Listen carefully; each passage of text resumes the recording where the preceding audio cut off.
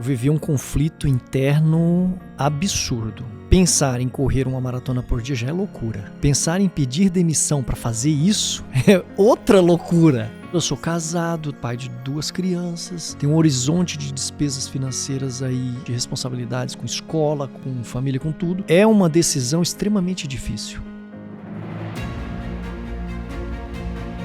O projeto estava previsto começar dia 21 de agosto, só que meu pai faleceu dia 17. Nessa semana aí, eu tomei a decisão de postergar o projeto em uma semana. Eu comecei o projeto dia 28 de agosto de 2022, porque se eu postergasse mais, aí eu ia provavelmente desistir, porque a pressão é muito grande. A pressão física, psicológica, do entorno. A minha pressão sanguínea, literalmente, ela subiu. Eu pedi demissão. Tava vivendo esse processo, ser autorresponsável pela tua própria decisão, que não impacta só você, impacta a tua família também, encarar as críticas, os julgamentos que surgirem e pum, ainda passando pelo processo do meu pai. A pressão literalmente subiu.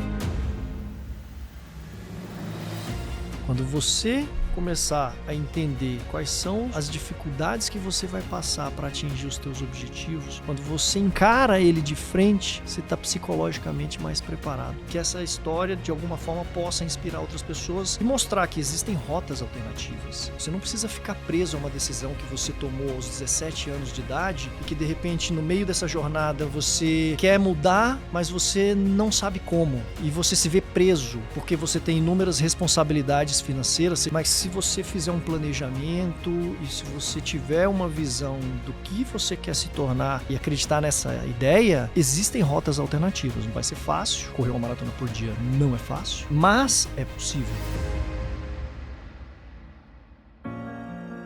Você já sentiu que a sua carreira, por mais bem-sucedida que fosse, era um roteiro escrito por outra pessoa?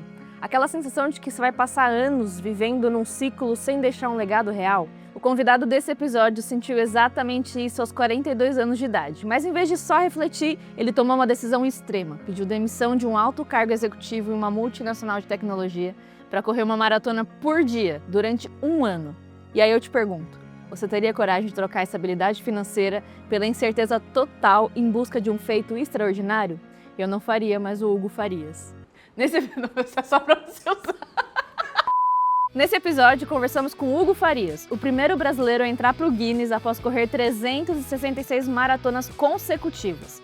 Mais que uma história de superação física, esse é um papo de gestão de risco, planejamento estratégico e, por que não, transição de carreira. Quer entender como a gente traduz essa disciplina do esporte para o mundo corporativo? E o que será que muda na cabeça de um líder que passa por um projeto como esse e volta depois a trabalhar na mesma empresa? Se essa conversa te despertar para um novo objetivo de deixar um legado no mundo, ou mudar sua condição física de saúde, ou sei lá, trocar o elevador pela escada que seja, comenta aqui embaixo. E se você quiser também conhecer os bastidores da Casa da Carreira e estar perto de pessoas como o Hugo, clica no link da descrição para saber como nos visitar. Hugo Farias, seja muito bem-vindo ao Quinto Dia Útil, podcast da carreira. Acompanhado, muito bem acompanhado. Você vê uma tribuna aqui agora, né? Marcel, né?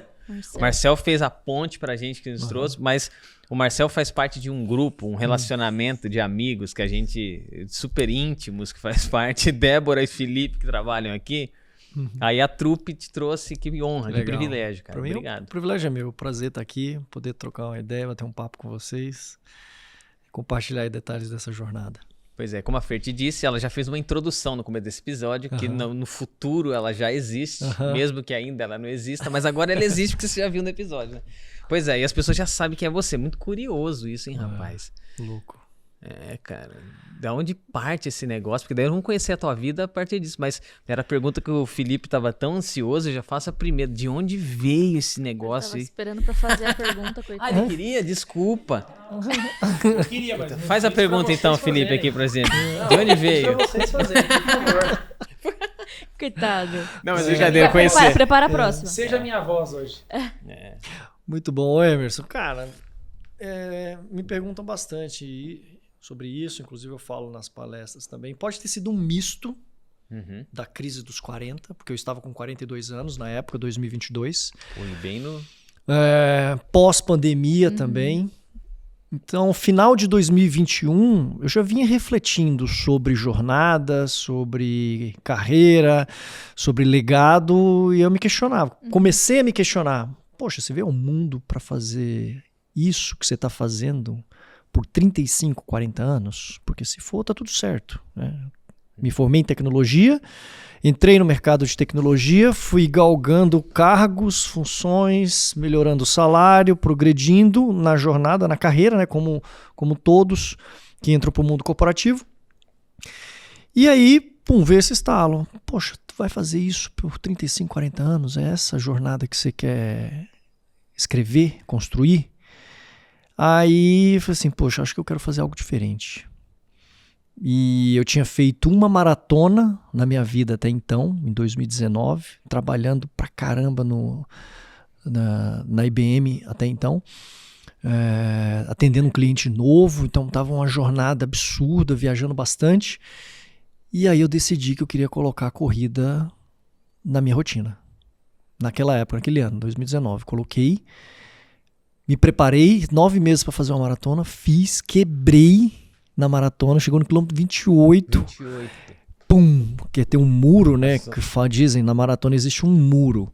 Esse muro depende de pessoa para pessoa, depende também do quanto que você treina. Eu atingi esse muro no quilômetro 28, onde eu não fiz a reposição adequada de eletrólitos, não me alimentei direito também. E aí a performance diminui. Então eu tive que caminhar. Senti muitas dores. E aí depois fui recuperando, finalizei os 42K, e aí eu falei assim, putz, eu quero fazer isso.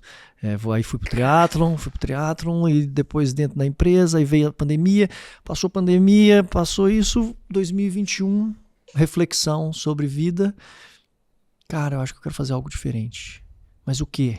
Sou um grande fã do Amir Klink, brasileiro, primeiro ser humano a cruzar o Atlântico Sul remando. Da África, né? Tipo, é uma coisa muito doida. E a história de como ele foi aprender, se preparar para isso também é maravilhosa, assim, né? Onde ele foi buscar conhecimento. Beleza, ele foi lá para as universidades, mas ele foi aprender com os canoeiros, né? Foi, com os canoeiros. E a jornada dele é uma jornada que fala de planejamento. Né? Ele usou a navegação, ele usa até hoje como um veículo. E esse veículo leva uma série de mensagens. E através disso ele se tornou escritor, palestrante e empresário. Aí te deu um clink. Não, brincadeira. Me deu um clink. Boa. E aí me deu esse clink, né? E Você eu nunca falei mais vai assim, esquecer. Agora pode pôr na sua palestra, hein? Olha, Quero eu nunca royalties. tinha pensado nisso. Olha, ela pegou. E aí eu falei assim, poxa, mas eu não gosto de navegar. Gosto de correr. Será que é possível correr uma maratona por dia durante um ano? Putz, será que eu consigo? Deixa eu pesquisar, deixa eu ver se alguém fez isso. Pum, descobri. 2010 para 2011 o cara fez. Cara, é possível. Se o cara fez, de repente eu consigo fazer. Eu não sei. Mas por que eu vou fazer isso? Aí comecei a estruturar. Sempre trabalhei com gestão de projetos, gestão de grandes contratos. Falei, vou transformar isso num projeto. PowerPoint. Aí fui colocando lá, criando os slides, qual que vai ser o propósito, quais são os riscos, o que eu preciso de termos de planejamento, o que pode acontecer, e se eu me lesionar, e se a minha família ficar preocupada, se minha esposa quiser se separar. Aí você corre atrás dela. Porque ela não... Bem treinado, você vai estar... Vou me controlar, vou tentar mesmo. Correr ela não vai conseguir fugir de mim, né? Aí, cara, eu tentei mapear todos os riscos. E eu falei, depois que eu mapeei e o projeto estava estruturado, eu falei, é isso que eu vou fazer. Será que isso tem o potencial de me tornar escritor, palestrante, empresário? Que mensagens esse projeto vai passar? Correr uma maratona por dia durante um ano, 42 quilômetros, faça chuva, faça sol, frio ou calor, feriado, final de semana, não interessa. Que mensagens isso vai passar? Aí eu falei assim, cara, tem um grande potencial. Por mais que o risco de eu não conseguir fazer seja alto, se eu conseguir, acho que isso tem o potencial de me projetar a me tornar um escritor, um palestrante, um empresário. Claro que não vai ser imediatamente, mas é o início da jornada. Começar através de um feito extraordinário, modelando a jornada do Amir Klink, só que ao invés da navegação, usar a corrida. e criar uma nova carreira, uma nova fonte de renda ou novas fontes de renda através de um feito extraordinário. Ah, cara, que doido isso, né? Já viu aquela série no Netflix que é os 14 picos que o cara faz? Na minha palestra eu falo sobre isso, inclusive esse documentário do 14 Picos foi o que me deu o clink Ah, então ele foi... inicial, Ah, entendi. porque eu vi esse documentário no final de 2021, me impactou demais a história do nepalês, do Nins Dai, que largou as forças especiais e falou para a família que ia escalar os 14 picos e todo mundo falou, você é louco, você vai morrer, você não vai conseguir. E aí Tinha o uma cara casa, vendeu pra juntar os 300 mil dólares, acho que treinava lá, conseguiu equipe de gravação. Aliás, um dos objetivos dessa minha jornada também é gravar um documentário, para deixar registrado, porque eu acredito que isso pode inspirar outras pessoas. O 14 Picos foi o start de tudo. Pro documentário, eu sempre tive essa curiosidade. Porque em documentários geralmente tem o registro do processo.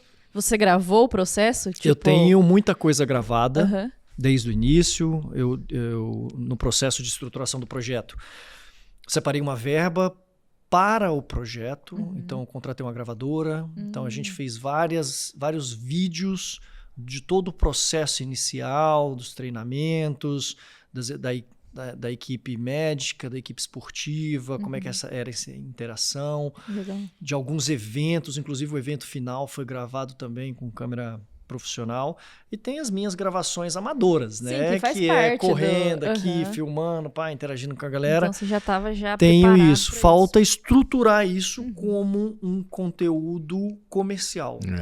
E fazer algumas gravações em estúdio também para contribuir. Tem um outro documentário que eu me inspiro muito, que é o do Mark Cavendish, ciclista, né, que disputa o Tour de France. Ele tem um documentário no Netflix, que é um misto entre estúdio e pista, que é muito legal. A ideia de fazer documentário é mais para construção de legado mesmo, né? E que essa história, de alguma forma, possa inspirar outras pessoas e mostrar que existem rotas alternativas. Você não precisa ficar preso a uma decisão que você tomou aos 17 anos de idade e que, de repente, no meio dessa jornada, você quer mudar, mas você não sabe como. E você se vê preso porque você tem inúmeras responsabilidades financeiras, seja porque tem família, seja porque tem contas para pagar. Mas se você fizer um planejamento e se você tiver uma visão do que você quer se tornar e acreditar nessa ideia, existem rotas alternativas. Não vai ser fácil. Correr uma maratona por dia não é fácil, mas é possível. E saber olhar o longo prazo, fazer um planejamento de longo prazo. Eu penso muito assim, a maratona não é fácil, mas também ser obeso não é fácil, mas também ser sedentário não é fácil, mas também você ser executivo não é fácil. Tudo é difícil, né? Você tem que escolher o seu difícil, né? Exato. Mas assim, eu imagino que... Eu não faço ideia. Quanto tempo demora pra correr uma maratona? Eu corria para 4 horas e meia, 4 horas e meia. Não dá pra conciliar trabalho com isso, né? Não. Então foi um projeto que você precisou se dedicar full time. Exato. Então você deu uma pausa na sua carreira profissional para se dedicar a esse projeto. Foi, eu pedi demissão dia 18 de abril de 2022. Eu vivi um conflito interno absurdo, porque você pensar em correr uma maratona por dia já é loucura. Pensar em pedir demissão para fazer isso é outra loucura. E ter que explicar, né? Porque todo mundo vai falar assim, mas meu Deus, vai fazer isso? Quantas pessoas iam perguntar e você ia ter que contar a história? E eu não sou sem saber se solteiro, eu você sou ia conseguir. casado, sou pai de 2 crianças, tenho um horizonte de despesas financeiras aí grande pela frente, responsabilidades com escola, com família, com tudo. Então, é uma decisão extremamente difícil. E aí eu tive que fazer um planejamento financeiro. Bom, que grana que eu tenho, quanto que eu tenho? Eu tenho tanto. Que grana que é essa? Previdência privada. Tudo que eu acumulei ao longo de 22 anos de trabalho. Falei, putz, a gente trabalha para guardar isso, para se preparar para velhice, para aposentadoria. E eu vou usar isso para construir uma nova história? Tem potencial, ok, beleza, eu vou arriscar. A esposa também trabalha, ela é médica, então ela tinha uma renda. Claro que eu não pretendia contar com isso. Falei, vou manter minhas responsabilidades financeiras em casa, como provedor, e tem essa grana que dá para quanto tempo? Tá, meu padrão de vida é esse, meu gasto mensal é esse, isso aqui dá para sustentar a família por 4 anos. Se tiver alguns extras aqui, resultado, não deu para 4 anos. Deu para menos, porque vão surgindo extras e tudo, mas eu tinha um planejamento financeiro para 4 anos. Falei, ok, isso me dá um pouco de conforto emocional. Que eu tenho que em 4 anos construir uma nova carreira. Então eu vou separar esse pedacinho aqui para o projeto, esse meu outro montante aqui para isso. Vou correr as maratonas, terminadas as maratonas, qual é o próximo passo? Escrever um livro. Virar palestrante. Vou lançar mentoria, não vou? Enfim, são possíveis rotas. Então, vou ter uma possível renda através de livro, vou ter uma possível receita através de palestras. O Amir Klink já fez mais de 3 mil palestras em 30 anos, 40 anos. Tá bom, então eu vou criar um produto que vai me permitir explorar essa fonte durante o longo prazo. E aí, esse processo inteiro ele é traumático, porque você vive a instabilidade. Você sai do mundo corporativo onde você tem estabilidade financeira e, em certo modo, estabilidade emocional, porque a estabilidade financeira te traz um pouco de estabilidade emocional. Tem outras variáveis aí, mas a estabilidade financeira te traz estabilidade emocional. Eu trouxe instabilidade financeira e emocional para a minha vida. Então, é um negócio complexo de lidar, tanto é que eu precisava de psicóloga na equipe. Montar uma equipe, né? Porque eu não sei como a equipe surge, se ela surge no início, se ela vai se construindo. Não, desde o início ela foi formada. Então, uma das primeiras pessoas que eu chamei para a equipe foi a psicóloga, que eu encontrei pelo Google. Dei um Google psicóloga esportiva, região de Campinas Americana. Aí encontrei a Marta. Falei, Marta, liguei. Marta, meu nome é Hugo. Eu vou ter um projeto de corrida. Eu vou correr uma maratona por dia durante 1 ano e eu preciso de uma psicóloga. Você topa me acompanhar? Aí ela parou o carro. Tava dirigindo. Aí falou, olha, eu não te conheço, mas eu já sei que você precisa de uma psicóloga. Que legal. É porque você tinha 4 horas só com você mesmo por dia, com o seu pensamento tá tentando te sabotar, porque o corpo vai, né? Exato. E não só isso, como eu trouxe muita instabilidade para o meu dia a dia, eu precisava saber lidar com as emoções. Em me manter focado no projeto, porque é isso, você toma essa decisão, você vai contra o senso comum. Porque não é comum você pedir demissão, não é comum você correr uma maratona, não é comum você fazer coisas que fogem do padrão. E toda vez que você foge do padrão, você foge do senso comum, você encontra resistência. E essa resistência, ela vem naturalmente das pessoas mais próximas, da sociedade, porque eles acham que isso é um absurdo, né? E que não é possível. Então eles falam, cara, você vai machucar, você vai se lesionar, você vai morrer, você não vai conseguir, vai ter problema de saúde. Só que você já mapeou tudo, os possíveis riscos e as consequências. Então é meio que um risco calculado. Você viu quando você vê a ideia, você tem a visão. Muitas vezes no mundo corporativo fala, você é um cara de visão, que não sei o que, é o CEO lá. A visão ele tem com a cabeça, com a mente. Quando você compartilha a tua ideia com alguém, as pessoas vão olhar para aquilo com os olhos delas. E os olhos nem sempre conseguem enxergar o que você vê. E é legal quando alguém te diz, você não vai conseguir, você vai ter problema de saúde. Você fala, realmente, vou ter isso aí, vai passar por isso, vou passar. Já tá no meu... As pessoas vão se afastar, as pessoas vão criticar, as pessoas vão julgar. Beleza, se acontecer isso, o que você vai fazer? Deixa julgar, deixa criticar, deixa se afastar, mantém o foco, um dia de cada vez e vai. Quando você nos presenteou com o livro ali, eu tava dando uma lida e duas coisas me chamaram a atenção, assim, do pouco que eu pensei ali. A sua mãe dizendo, a gente tem filhos e a gente não imagina o que eles são capazes de fazer, porque, sei lá, a gente projeta um futuro para eles, mas dentro daquilo que a gente tem de visão, como você bem falou, né?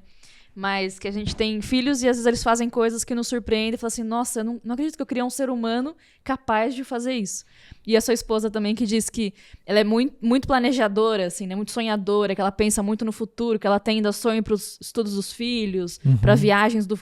Imagina essa pessoa que tem todo esse planejamento de futuro, você chega e fala assim, ó, é o seguinte... Vamos dar uma pausa aqui que eu quero fazer um negócio. Imagina como foi isso, você chegar em casa e contar Olha, a sua ideia. a mulher, ela tem muito disso, né? De pensar lá na frente, porque ela tem uma preocupação, acho que natural, maior que o do homem, com a família, com o futuro, com essas coisas. O homem é mais de execução, disso, daquilo, de fazer. A mulher é mais de de ser mais conservadora, pensando no longo prazo. E pensando nisso, eu falei assim, caras, eu tenho que pedir demissão e eu não tô pedindo demissão. Caramba, o tempo tá passando. E eu vivendo aquele conflito. E eu não sabia com quem conversar. Porque, cara, ninguém vai me apoiar nisso. Com quem que eu vou conversar? Então você sofre um conflito interno pela decisão que você quer tomar e você não sabe se tá certo. Você mesmo se acha louco, né? E aí eu falei assim, cara, se eu depender de alguém pra tomar essa decisão, eu não vou tomar essa decisão nunca. Se eu depender da minha esposa, dela falar ok, o que ela vai falar? Você tá louco. Não vai fazer. Meu pai, minha mãe, meu sogro, minha sogra. E aí eu tomei a decisão e pedi demissão sem falar com ela. Imagina esse jantar nesse dia. Sem falar com ninguém. Então, o teu projeto estava na tua mente, estava desenhado tudo que você precisava e você tomou a decisão de começá-lo sem envolver... Como eu já tinha visualizado a oportunidade, já tinha feito o planejamento financeiro, já tinha me estruturado, eu falei, ok, é um risco calculado por mais que seja um risco alto, elevado. E aí eu falei assim, ninguém vai apoiar. Eu vou assumir o risco, de forma unilateral. Poxa, minha esposa pode pedir as contas? Não, ela não vai pedir as contas. Porque eu valorizo a família, ela também. Ela vai ficar preocupada, vai ficar pistola, vai querer me trucidar, mas depois de um tempo ela vai apoiar. E assim foi. 2 dias depois... A gente 18 de abril, essa foi a 18 data. de abril foi a data. Dia 20 de abril, a gente estava em Recife, para um congresso de dermatologia, que ela é médica dermatológica. Me convidou, a gente fui junto com ela. E aí lá na praia, sentado embaixo do guarda-sol, assim, tomando uma caipirinha, falei, amor, preciso te contar um negócio. E aí eu contei, falei, olha, eu pedi demissão. Sabe aquele projeto que eu te contei de correr uma maratona por dia? Então eu vou fazer. Nossa, aí ela, ficou em choque, né? Se sentiu traída, porque a gente sempre fez as coisas com cumplicidade. Só que como era um negócio muito incomum, eu falei, eu jamais vou conseguir fazer isso se a gente entrar num acordo. Não vai existir acordo. Então eu vou ter que fazer isso, mostrar pra ela depois por que eu tomei essa decisão e tudo que eu tenho planejado e seguir em frente. E vai dar certo. E deu. Ela ficou preocupada, naturalmente. Meus pais ficaram preocupados.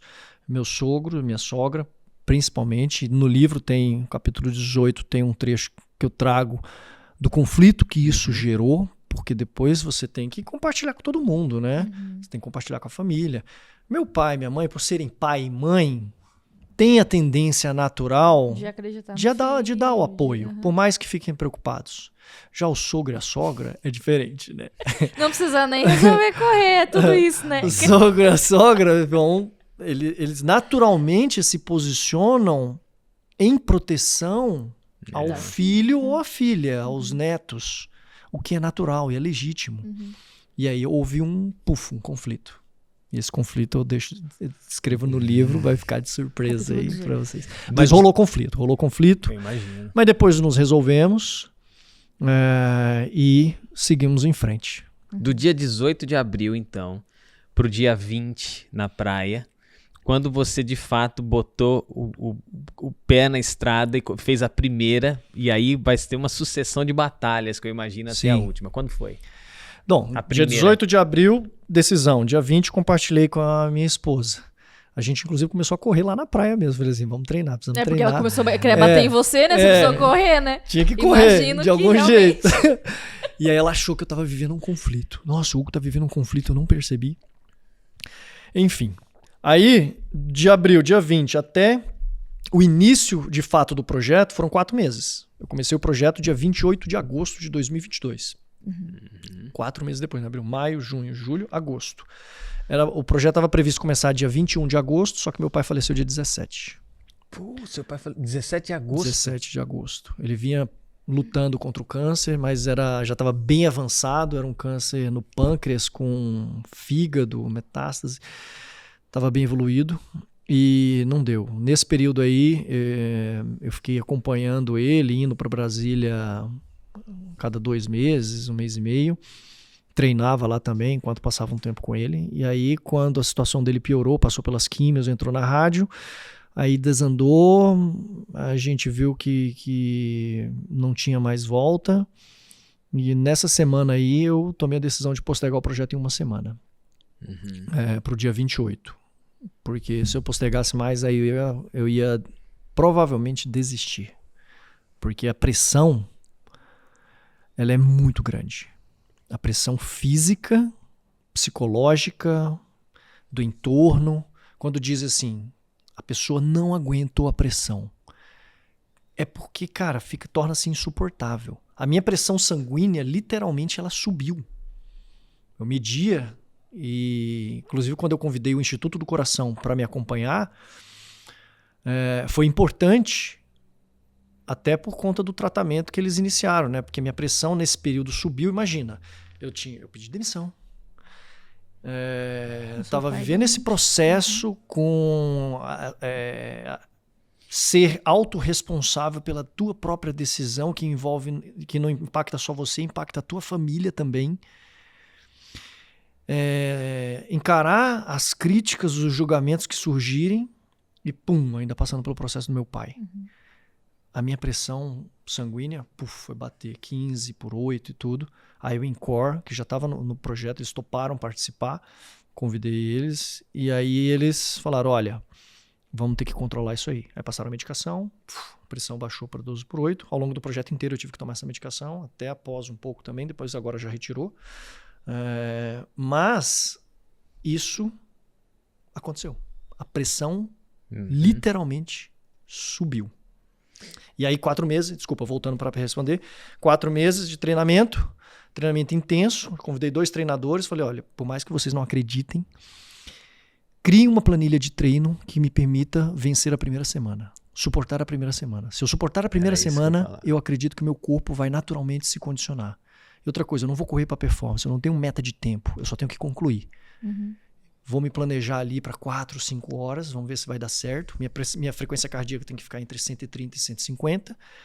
Vou correr numa zona de conforto, de resistência e boa.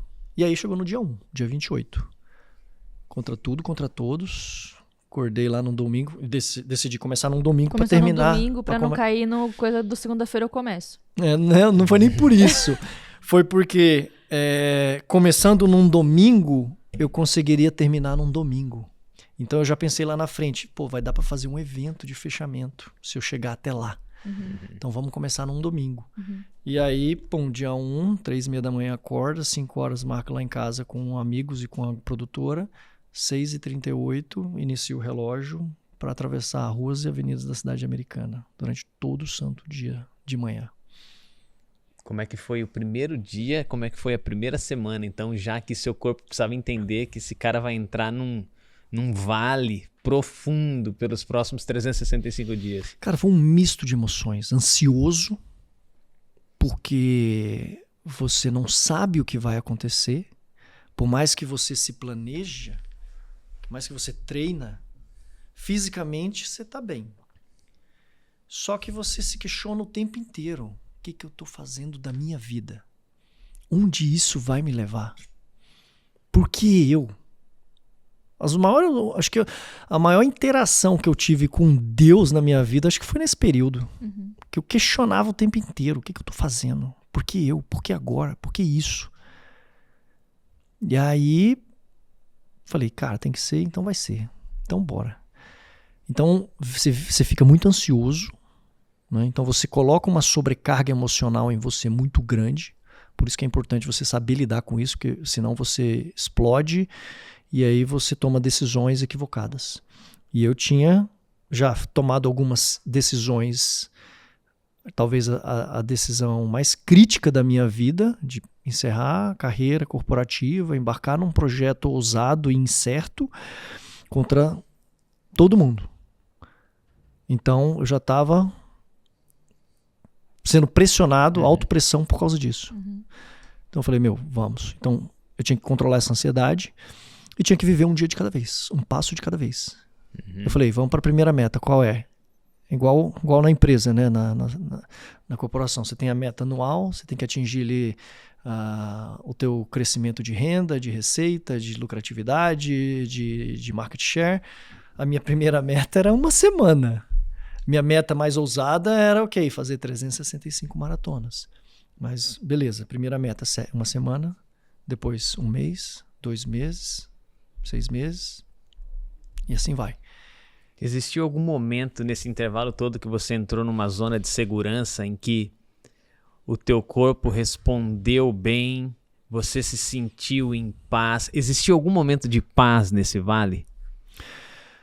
Olha, paz é porque difícil esse questionamento de descrever, todo mas ele entrou num estado de naturalidade. O nosso corpo é uma máquina impressionante.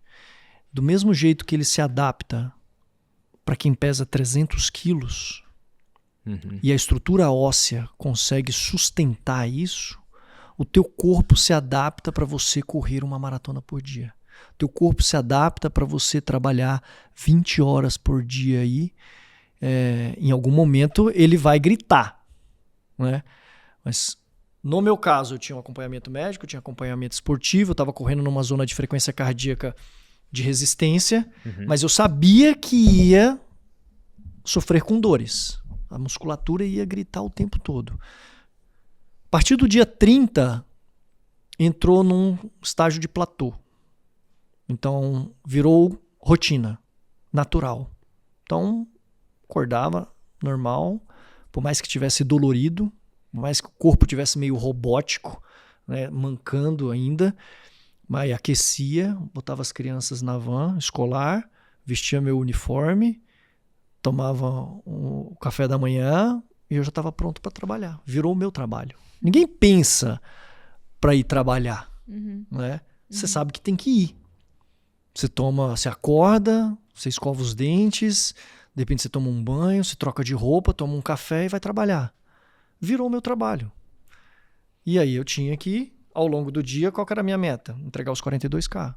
Então eu começo que horas? Depois de colocar as crianças na van, então 6h20, 6h30 eu começo. Primeira meta 10 km, meia maratona, 30 km, 42K, terminei o compromisso do dia. E aí, próximo dia, próxima maratona, e vai. E você fazia o mesmo percurso todos os dias? Todos os dias. Por quê? Tem muita gente que me fala isso também. Cara, mas você não enjoava? Olha, o fato de fazer o mesmo caminho todos os dias tinha alguns benefícios. Primeiro, minha cabeça já sabia a dificuldade que ia encontrar, né?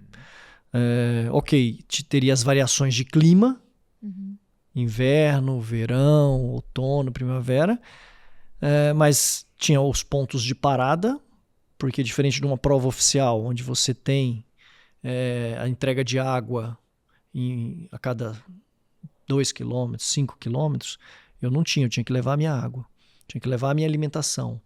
E eu tinha que, se desse uma dor de barriga, eu tinha que parar num banheiro. Então o fato de fazer o mesmo trajeto tinha isso. Minha cabeça sabia a dificuldade que ia encontrar, tinha os pontos de parada. E outra coisa, como era um projeto para inspirar pessoas, que o propósito do projeto era inspirar pessoas, mostrar que pessoas comuns são capazes de fazer coisas incríveis, que nunca é tarde para você escrever uma nova história. E aí eu compartilhava o link do relógio no Instagram. E as pessoas me acompanhavam em tempo real, sabiam onde que eu estava em cada momento. Muita gente aparecia para correr trechos. Então, o fato de fazer o mesmo trajeto todo santo dia permitia que, com o avançar do projeto, eu falei, bom, no início a galera vai achar que é loucura. Mas, a partir de um momento, isso de alguma forma vai transmitir algumas mensagens que vai permitir com que pessoas queiram se juntar, participar dessa jornada. E isso aconteceu. E aí as pessoas apareciam. Então, o fato de fazer o mesmo trajeto todo santo dia tinha esses benefícios. Entra num processo comum também, né? Porque de fato você está num grande projeto, mas no meio dele é mais um dia, né? Teve alguma doença, alguma coisa que te pegou? Porque existem coisas que se você tivesse, assim como nos 14 picos, e o dele além de questões corporais, se não tivesse aquela janela naquele espaço em semanas, aquela montanha fecha, você não consegue mais fazer. Então ele, ou era aquilo, ou o projeto ia por água. O teu também poderia ir por algo abaixo, por quê? Porque em um dos dias poderia acontecer alguma coisa e você não iria pra rua. E se você não fosse pra rua, acabava.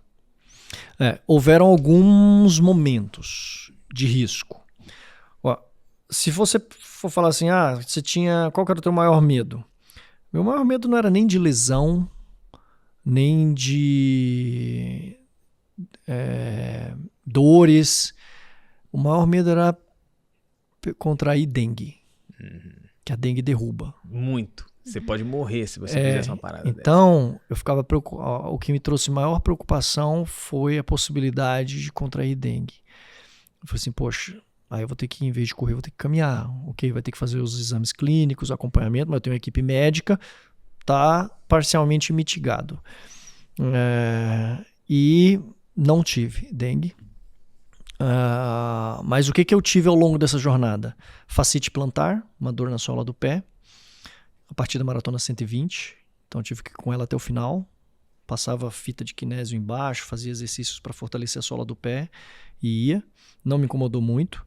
Tive a pubalgia, uma lesão na região do pubis, ela é incapacitante, mas não podia parar, eu tive que caminhar durante 5 dias segurando uma bolsa de gelo, depois aos poucos eu fui voltando a correr, então durante 1 hora caminhava 40 e 50 minutos e corria 10.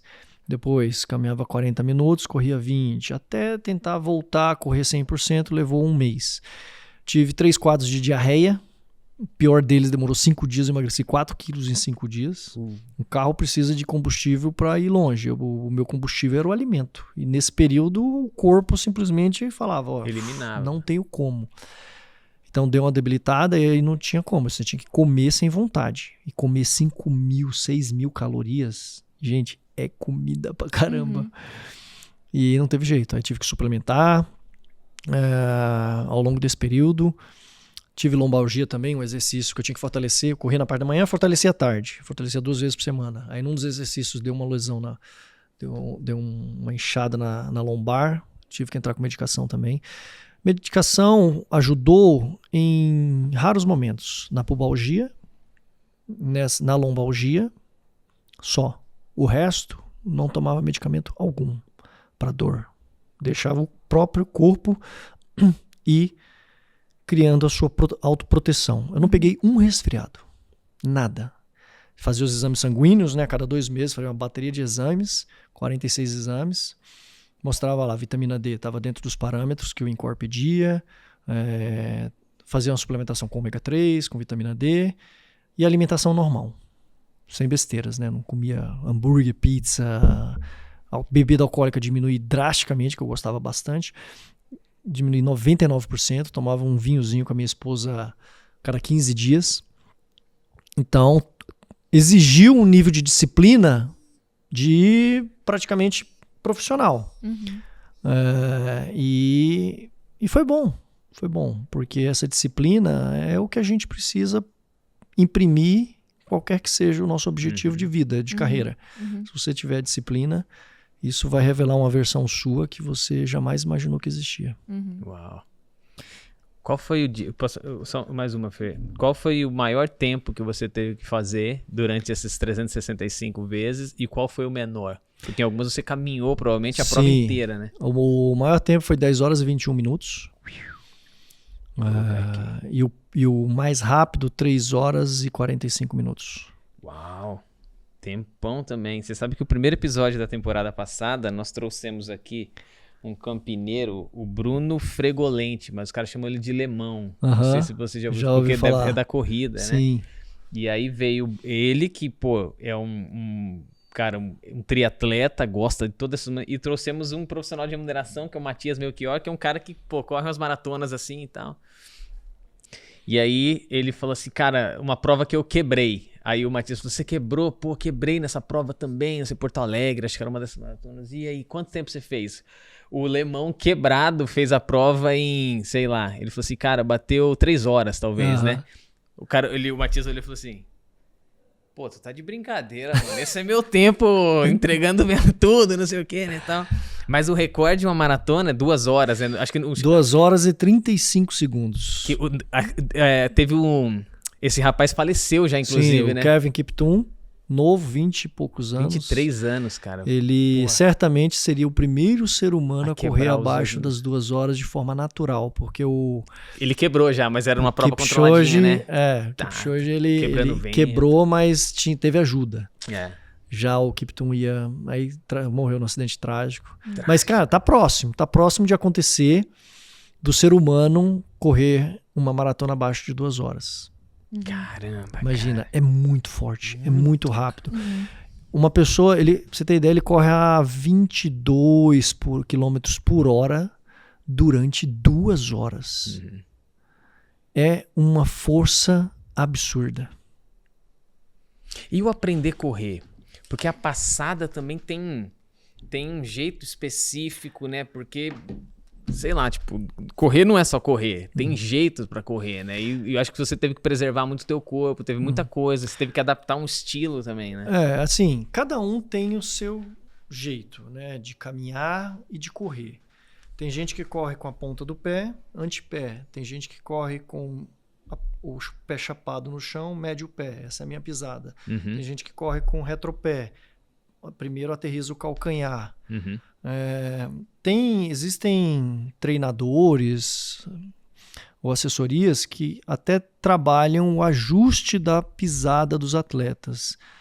Eu acho o mais correto você manter o teu natural, porque é natural teu. Quanto mais você mudar, pode te levar a outros problemas. A lesão de panturrilha, de tibial, disso, daquilo. Então, eu prezo pela naturalidade de cada um. Segue o teu jeito. Corra naturalmente. A gente já foi feito para estar em movimento. E, é claro, busque uma assessoria no qual você possa desenvolver a tua parte cardiorrespiratória para que você vá melhorando essa condição naturalmente. Mas a tua passada, a tua pisada, ela é tua. E aí, aos poucos, você vai entendendo melhor isso. E correr não é só calçar o tênis e sair para correr, né? Você tem que fortalecer também. O pessoal falava assim, eu ouvia muito, né? Uma hora a conta vai chegar. Quero ver o joelho desse cara quando ele terminar. A famosa torcida do contra, né? Porque, de novo, né? Foge do senso comum, dá um nó na Fala, cabeça. não, algum problema vai dar, não é possível, o cara, alguma coisa precisa acontecer com ele pra eu me sentir mais confortável. E por isso tinha ortopedista na equipe. A equipe formada por 12 profissionais. E tinha ortopedista. Dr. Rogério Savoy, amigão, doutora Fernanda Bose. E a primeira coisa que eles pediram quando entraram no projeto é faz ressonância magnética. Aí pediram joelho direito esquerdo, tornozelo direito esquerdo, pé direito esquerdo e quadril direito esquerdo. Então fui lá entrar dentro daquela máquina insuportável. Fiquei lá por mais de 4 horas. Em 3 dias, dividi, né? Em 3 dias, porque não dá pra ficar 4 horas lá direto. E aí saiu o laudo e as imagens do início do projeto, das articulações do Hugo. Tá, Hugo, você tem isso aqui de coisas, X. Terminou o projeto, de novo, ressonância magnética, de tudo, no mesmo lugar, na mesma máquina, com o mesmo radiologista. Hugo, você tem isso aqui de coisas. Eu terminei melhor do que eu comecei. As minhas articulações, por incrível que pareça, terminaram melhores do que começaram. Óbvio, teve todo um trabalho, né? De fortalecimento, de correção de assimetrias musculares. Mas se você trabalhar direitinho, se você fortalecer você vai proteger as tuas articulações. O que absorve o impacto de verdade não é o tênis. O tênis é só uma tecnologia ali que te oferece um pouco mais de conforto. Tem alguns que dão um retorno de energia, mas o fundamental é a tua musculatura. Ela que absorve o impacto. Ela é a principal tecnologia. Como você combinava a musculatura com a corrida? Porque, teoricamente, vamos lá, 4 horas em média, 4 horas e pouco em média, durante todo esse período, você ia para academia no fim do dia, no meio, onde você colocava? Tentava conciliar, né?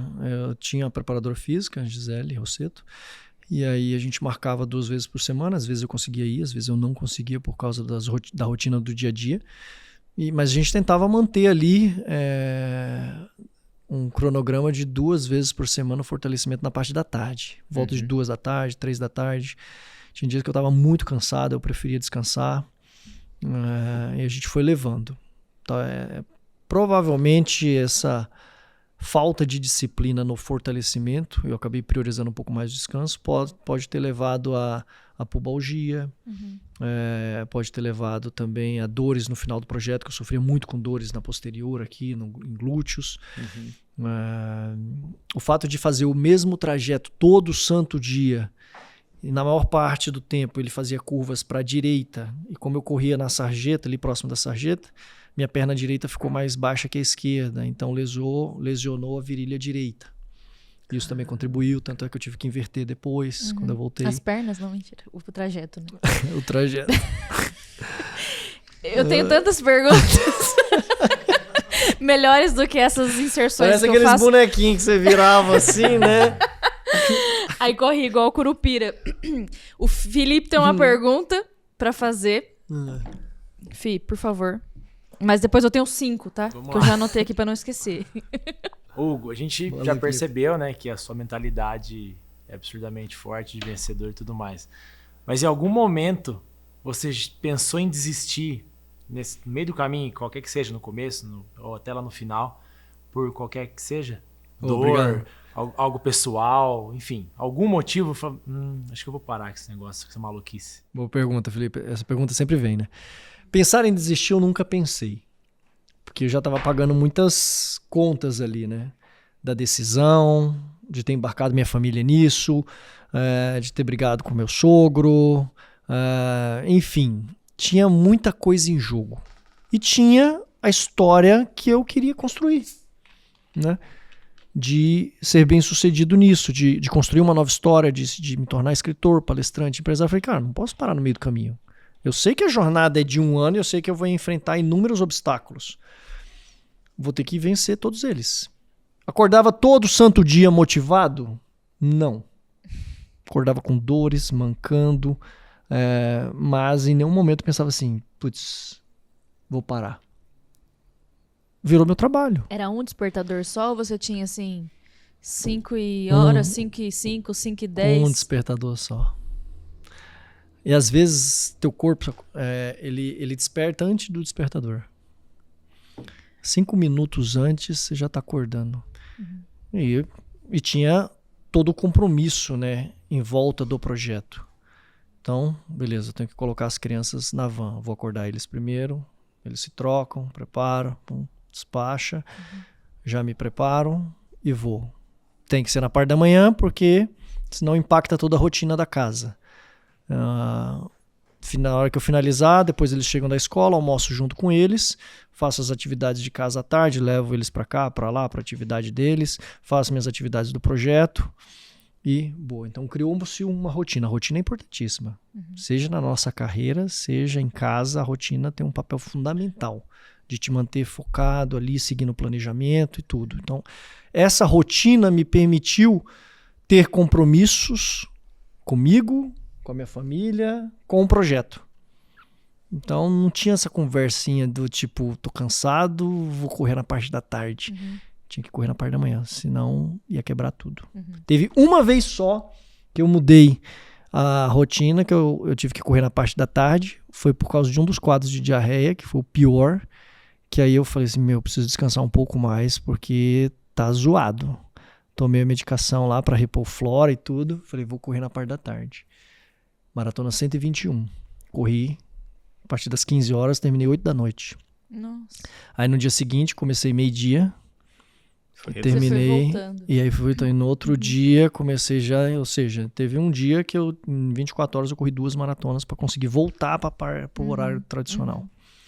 Mas foi só, o resto tudo de manhã, mas, cara, desistir não era opção, inclusive era um dos lemas da camiseta, que eu usava frases nas camisetas, desistir não é opção, mas a motivação, ela nunca foi a mesma, diária, né? Você sempre acordava muito cansado, fadigado, mas tinha que ir. Fico pensando na vida dos seus filhos, que nenhum deles deve ter falado assim, pô, pai, deixa eu faltar hoje. Porque daí você fala assim, não, porque eu vou correr uma maratona hoje, você vai pra escola. Exatamente.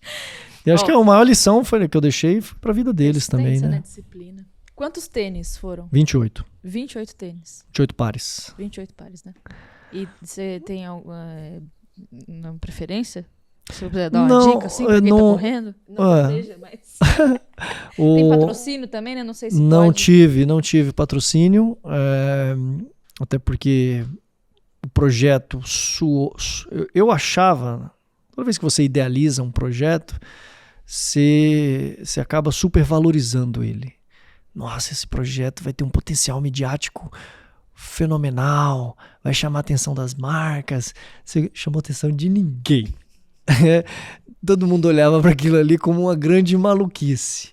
Cara, isso vai dar ruim, isso vai ser errado, que não sei o quê. É que a maioria das pessoas não querem fazer, elas querem ter feito, né? Tipo assim, olhar pro projeto já, pô, foi um sucesso, pô, eu fiz parte. Mas até o marketing mesmo de muitas empresas olha aquilo ali com um pouco de receio, de precaução, né?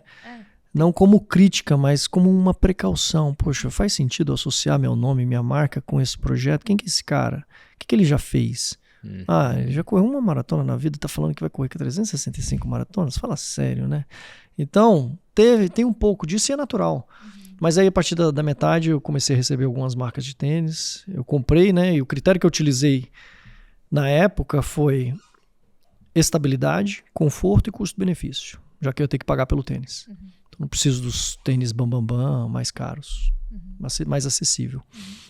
Esses foram os critérios. E aí eu escolhi algumas marcas, fui treinando com algumas marcas e usando elas no início. Então usei Olímpicos, brasileira, usei Fila, usei Nike, usei ASICS, Adidas. Então foi um misto de marcas, né? Usava placa ou não? Sem placa? Com placa e sem placa. O tênis que eu mais utilizei foi o Fila Racer Carbon, versão 1, na época. Corri. Você guardou os tênis ou não? Todos. Eles estavam tão detonados? Guardei e anotei a quilometragem de cada um na sola dele. Legal. Eu tinha uma planilha, né? Aí é o cara que vem de TI, que tem essas manias. Eu montei uma planilha, coloquei os tênis em sequência assim e eu ia usando um por dia. Então deixava a numeração deles e aí hoje eu uso esse, amanhã eu uso esse. Aí eu coloquei 10 em sequência, chegou no 10º, usei, volta pro primeiro. Os tênis tinham descanso, mas eu não podia ter, né? Geralmente um tênis de placa dura uns 500, 600 quilômetros. Depende muito de pessoa para pessoa.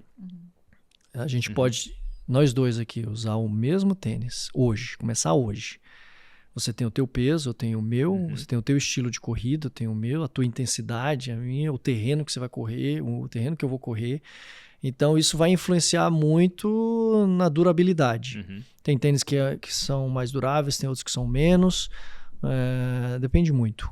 Mas ali, os tênis de placa, eu inicialmente pretendia correr 400 km com cada um, só que quando atingia 400 km, o tênis estava novo ainda. Aí eu falei, vamos para 600, vamos para 700. Na média deu uns 650 km por tênis, mas você vê que eles ainda podem rodar bastante. Deixa eu fazer uma pergunta só rapidinho, do convênio médico. Um projeto desse te expõe a um seguro-saúde que vai muito provavelmente dizer assim, cara, eu não quero cobrir, porque eu posso ter um prejuízo, um sinistro pode ser grande. Você realmente passou por isso ou você conseguiu manter o seguro-saúde? Eu, quando saí da empresa, eu perdi o plano de saúde, então eu tive que contratar. Contratei o plano para a família. E eu falei pro plano, olha, eu vou fazer isso aqui. Precisa de algo específico, diferente? Falei, não precisa. Legal. O que eu vou ter que fazer? Eu coloquei as demandas. Falei, olha, eu vou ter que te fazer exames de sangue regularmente, cada 2 meses. ressonância magnética vou ter que fazer. Não é esperado que eu tenha algum problema, mas, enfim. Tem essa equipe aqui que vai trabalhar juntos. O plano não colocou nenhuma objeção. Interessante. Sobre a sua alimentação, você falou de 5.000 a 6.000 calorias, né, por dia. O Ronaldinho Fenômeno, quando parou de treinar, engordou pra caramba, né? É muito comum os atletas, que treinam muito e se alimentam muito bem também pra poder compensar a carga, né, de exercício. Quando param, é um efeito rebote muito grande, porque é um processo de você readaptar o seu corpo, comer menos, mas aí você já tá acostumado, enfim. Como que foi esse processo daí do dia que você parou com esse gasto calórico da forma como era e a alimentação pra voltar? Boa. Bom, não foi um negócio de ruptura, assim, no caso da alimentação, drástica. Agora eu vou comer só isso. Eu fui entendendo o que meu corpo estava pedindo. Eu parei com a atividade física, terminou o dia 366, os médicos falaram, agora você para, né? Só que era para parar de correr, podia pedalar, podia nadar. Só que aí começou uma rotina totalmente diferente, compromissos. Aí eu parei mesmo, parei com tudo, abrupto. E aí o que aconteceu? Eu fui voltando ao peso, porque eu emagreci 6 quilos do dia 1 até o dia 366, eu emagreci 6 quilos. Ao todo, se pegar todo o período de treinamento, eu emagreci uns 10. Então eu estava bem magro, 1,83 m, pesando 70 quilos praticamente. E aí eu comecei voltei a engordar. Naturalmente fui ajustando a alimentação, o que o corpo ia pedindo naquilo. Uma coisa que eu constatei é que o meu perfil lipídico, colesterol, disparou. Naturalmente. Porque eu não estava mais gastando, retendo, utilizando, então ele estava acumulando. Aí ele começou a acumular gordura mesmo. Do tipo, esse louco em algum momento vai começar a correr de novo. Exatamente. E aí ele foi acumulando. Percebemos isso num outro exame de sangue, o colesterol bateu 250. Aí o INCOR, opa, peraí, vamos dar uma analisada nisso. Entra com essa medicação aqui para te proteger, para conter o teu colesterol. Vamos fazer uma angiotomografia aqui para verificar como é que estão as tuas artérias. Pum, uma das artérias estava com 60% entupida. Ô, louco. Eu falei, caramba. Beleza, entrou com a medicação. Um ano depois fizemos novamente o exame, a angiotomo. Reduziu para uns 30%, calcificou. Zero risco agora. O que isso mostra? O fato de você fazer uma atividade de alta intensidade, depois você parar, isso pode gerar também coisas ruins no teu organismo. O INCOR fez um estudo científico, publicou isso no Arquivos Brasileiros de Cardiologia, que é o principal veículo de publicações científicas no Brasil, que tem repercussão mundial. Mostrou tudo o que aconteceu com o meu coração se adaptou totalmente à atividade física, não aumentou de tamanho, não diminuiu, não teve arritmias, aliás, foi benéfico, porque antes do projeto começar eu tinha uma leve arritmia, uma batida um pouco diferente, que é natural quando você pratica atividade física. Ao longo do projeto, essa batida diferente desapareceu e depois que eu terminei o projeto, ela voltou. E aí o perfil lipídico teve essa questão. Então, o que isso traz? Estudos mais para frente vão complementar isso aí. Eles continuam me acompanhando, o próximo projeto também eles vão me acompanhar. Eu acho que isso aí pode gerar uma contribuição científica ainda maior. Né? A atividade física ela é benéfica para o corpo, já se sabe. Em excesso é prejudicial, mas o quanto que isso é prejudicial? Essa é uma das coisas que eu gostaria de deixar como um legado mesmo, como informação. Né? Eu vou fazer os exames que tiver que fazer. E atividade regular, ela ajuda, só que se você para, teu corpo de alguma forma vai se ajustar também. E o quanto que isso é bom e o quanto que isso é ruim. E que precauções que você precisa tomar. Então acho que vai servir de um bom estudo aí. Você falou um pouquinho quando você parou, quando deu o tempo do projeto, no dia seguinte, né, você parou de se exercitar, tal, assim, no período seguinte, mas o que mais que depois desse dia você... como é que foi? Porque eu fico imaginando, como é que... um ano inteiro com a mesma rotina, tal, certinho, como é que foi o primeiro dia depois de tudo isso acabar? Você acordou, você ficou olhando pro teto pensando, tá me faltando alguma coisa? Ou foi tipo, nossa, vou poder virar pra hoje dormir mais um pouquinho? Não, acordei cedo, tomei café da manhã com a minha esposa. Falei, agora eu posso tomar um café da manhã com você. Que antes eu tomava sozinho, né? Eu saía pra correr. Tomei um café da manhã com ela. Ela foi pro trabalho, eu fiquei. Eu falei, e agora? Atualizou o Não, LinkedIn, acabou. Open to Work. Open to work. Ainda não, né? Mas foi engraçado. Também vivi um misto de emoções. Assim como lá no início era mais relacionado à ansiedade, esse do final era um misto de emoções, porque era você se sentir realizado por ter feito algo que muita gente acreditava ser impossível. Você vai lá e, poxa, consegue fazer. Pô, você se sente satisfeito. Só que triste também, porque acabou. É um pouco bizarro, né? E começou a bater um processo depressivo. Porque isso é fisiológico também. Né? Você tá ali, produtivo o tempo inteiro. Pá, gerando resultado. De repente, você fala, acabou. Aí eu tive que mudar a chavinha aqui dentro e me concentrar em outra coisa. Aí eu voltei pro planejamento. Óbvio, descansar, eu comecei a descansar. Falei, agora, qual que é o próximo passo? A jornada é de 3, 4 anos. Terminou o ano 1. O que vem agora? Bom, vamos lançar um livro.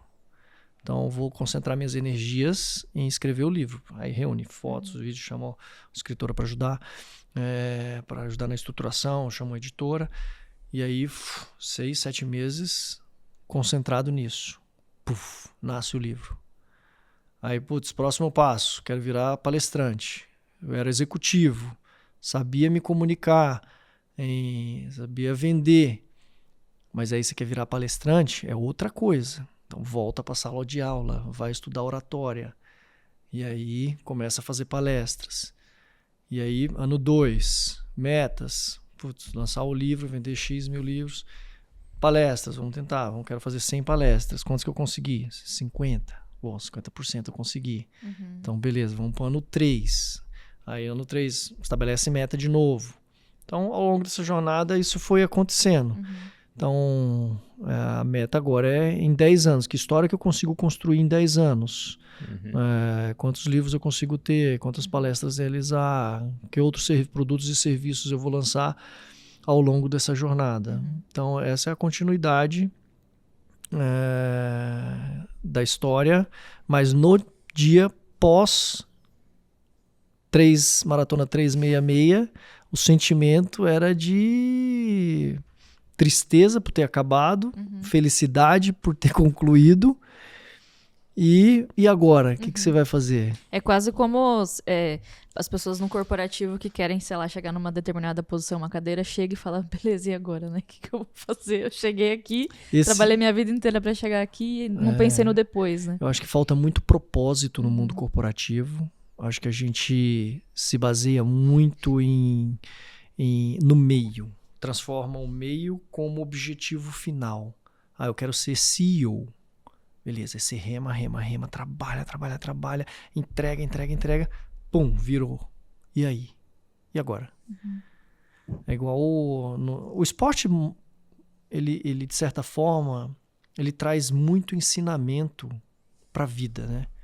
Então você olha grandes atletas aí do tênis, o Djokovic, o Nadal, o Federer. Pega o Djoko agora, que é o maior de todos os tempos. Uma coisa é você querer ser o número 1. Outra coisa é você escrever teu nome na história, ser o maior de todos os tempos. É uma jornada.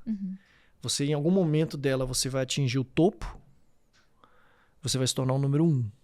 Mas só isso não é suficiente para escrever a tua história. Você tem um longo caminho ainda. Então, no mundo corporativo é importante você olhar lá para frente e falar assim, quem que a Fernanda será a Fernanda daqui 10 anos? Como é que eu me vejo? Como é que eu quero que as pessoas me vejam? Como âncora do maior podcast de carreira, junto com o Emerson, de todos os tempos. O que você precisa fazer para isso acontecer? É uma jornada enorme. Isso conversa muito com uma das perguntas que eu tinha, juro que é a última das 5 que eu tinha notado aqui enquanto você falava. A conversa, enfim, você vai falando, eu vou pensando em várias coisas que eu fico, fazer algo tão difícil tornou mais fácil fazer o restante das coisas? Não. Não é bem assim. Você também se procrastina em outras coisas. É natural do ser humano. É claro que agora você desbloqueou uma capacidade sua que você desconhecia. Você sabe que se você quiser fazer algo, você consegue. Só que você também se permite, em certas coisas, ser menos exigente no dia a dia. Mas, deixa eu tentar dar um exemplo. Sei lá, em casa, no dia a dia, para certas coisas, a esposa pede para arrumar aquela luz lá que tá queimada. Eu falo assim, daqui 6 meses você me cobra de novo. Eu sei que eu posso trocar ela agora, mas eu fico postergando algumas coisas. Enfim, você sabe que você é capaz de fazer as coisas, mas você também não precisa ficar se cobrando, querer ser o exigência ao máximo em tudo, senão a vida fica chata também, né? Eu acho que assim, a gente precisa viver de projetos, né? Ter sonhos, objetivos e não desistir deles. Então eu tinha essa meta, esse sonho de me tornar escritor, palestrante, empresário, através de um feito extraordinário. Beleza, eu comecei. Ela não para por aí. Eu tenho outros objetivos, outros sonhos. Tive que voltar para o mundo corporativo. Voltei, estou feliz. Voltei para a empresa que eu tinha interrompido o vínculo antes, que era a Kyndryl. Ela se formou a partir da IBM, teve um spin-off, surgiu a Kyndryl, empresa global de prestação de serviços. E eu falei, quando eu tomei a decisão, após aquele período lá que eu falei assim, eu preciso construir uma nova carreira em 4 anos. Deu 4 anos, e agora? Cara, eu tenho uma família, eu tenho um padrão de vida para sustentar. Vamos voltar para o mundo corporativo, vou fazer aquilo que eu sei fazer. Eu preciso ter uma rotina novamente estável, porque a minha rotina como palestrante ela é instável. A palestra surgiu uma hoje, depois só daqui 2 meses, 3 meses. Eu ainda não tenho essa visibilidade no mercado de palestrante que me permita ter uma palestra ou ter 5 palestras ao mês, 5 palestras por semana. Eu gostaria muito de ter esse problema para resolver, mas não tenho hoje. Então eu preciso ter uma rotina novamente. Volto para o mundo corporativo, volto para a empresa que eu tinha interrompido o vínculo antes. Não faria sentido eu ir para outra, porque quando eu saí, eu não saí por insatisfação ou por querer algo diferente. Eu saí porque eu tinha um objetivo específico. Então o mais natural era voltar para essa empresa. Voltei, conheço as pessoas, conheço o processo. Para mim é mais natural me adaptar à nova realidade que eu já conhecia.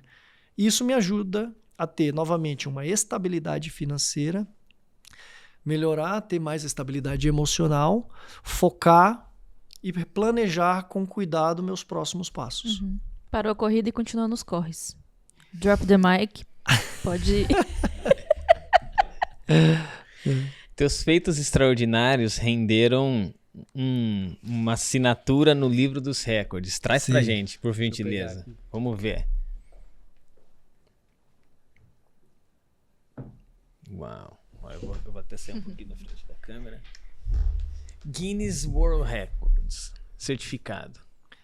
Por ter conseguido consecutivamente correr uma maratona em 366 e ter foi atingido o maior número de dias consecutivos para correr a distância de uma maratona masculino é 366 e foi atingido por Hugo Farias Brasil em São Paulo, Brasil, em 28 de agosto de 23. Como é a auditoria que eles fazem? Onde é? Porque o Léo pedala pelo mundo e, aliás, quando eu citei o caso do Lemão, o Lemão fez o primeiro projeto do Léo para descer do Canadá até a outra ponta aqui na América do Sul, né? No meio do caminho ele mudou por uma série de coisas porque ele queria conhecer uns lugares diferentes, foi muito engraçado, mas ele já fez isso pela segunda vez, né? E aí grande amigo. A grande questão é essa, de você conseguir de fato garantir os registros, né? Tá pedalando, o cara não montou num carro e fez aquele trajeto. Como que é isso? Cara, e tinha muito disso no dia a dia. As pessoas duvidavam que eu tava correndo todo santo dia. Tinha gente que falava assim, cara, esse cara tá andando de bicicleta. Não, ele tava pegando um carro, não é possível. E tinha muita gente que vinha de outros lugares, de outras cidades, para constatar. E antes do projeto iniciar, eu falei, poxa, será que isso aqui pode ser reconhecido pelo Guinness? Deixa eu entrar. Porque tinha alguém que tinha feito, né? Você falou Sim, que alguém já havia quando feito. eu fiz a pesquisa, o belga tinha feito lá em 2010 para 2011. Mas deixa eu ver se o Guinness tem registro no Guinness. Entrei lá, Guinness Book para recorde de maratonas consecutivas. Pum, tinha lá, achei o recorde. E o recorde na época era de 58 maratonas, 59, de um italiano. Depois virou para 82, de um indiano. Aí eu falei, vou fazer 366 no dia tal. Imagina esse Preenchi. indiano, gente, que olhou e falou, filha da mãe, agora eu vou ter que correr. Mas o que aconteceu? O cara lá em 2010, o belga, não registrou. E quando eu comecei a correr, tinha um britânico correndo também. Não, minto. Quando eu comecei a treinar, me preparar para iniciar o projeto, eu descobri que tinha um britânico fazendo. Já estava na maratona 100. Eu falei, cara, comecei a conversar com ele. Gary McKee, britânico. Gary, cara, parabéns, estou te acompanhando aqui. Vou começar o meu projeto também, 366, em agosto. Ele falou, poxa, que legal, tá, ó, toma cuidado com isso, me deu umas dicas. Foi bom. E aí ele tomou a decisão que ele não queria registrar também. Eu falei, Gary, cara, eu acho que eu vou registrar. Isso aí pode render alguma coisa. Vão questionar, é natural as pessoas questionarem. Deixa eu entrar em contato com o Guinness. Eu entrei em contato com o Guinness, preenchi o formulário lá através do site deles. Aí o Guinness respondeu, falou, ok, tua candidatura está aceita. Aqui está a lista de exigências que a gente pede. Porque existem recordes que são pontuais. Né? O que é isso? É um recorde que você vai bater num dia. Você pode contratar um juiz do Guinness, ele vem, ele acompanha e vê que você bateu o recorde, ele já te dá o certificado na hora. Isso tem um custo. Pro projeto das maratonas, não tinha como contratar um cara do Guinness. Ele ia ficar todo santo dia me acompanhando ali. Então, o que o Guinness fez? Me mandou a lista de exigências, falou, olha, você precisa de um GPS calibrado, um relógio, para registrar segundo a segundo tudo o que você está fazendo. E você vai me mandar essa aqui nesse formato. Você precisa registrar com fotos e vídeos início, meio e fim.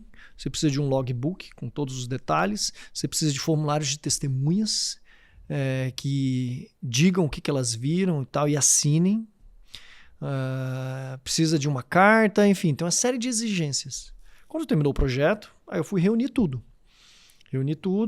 Peguei evidência de tudo e submeti no site deles. Muita informação, foram mais de 1.500 fotos, vídeos, reportagens. Aí o projeto acabou tendo repercussão nacional, né? Saiu em vários veículos. Eu peguei, baixei todas essas evidências aí, mandei para eles. Paguei para eles responderem com uma semana, em 5 dias. Se não me engano, era $650. Eles responderam depois de 9 meses. Nossa. Levaram 8, 9 meses para analisar. Eu mandei em outubro de 23, quando foi em junho de 24, eles me retornam dizendo que as evidências foram validadas e que o recorde foi aceito. E aí hoje, se você entrar lá no site do Guinness, tem lá a bandeira do Brasil.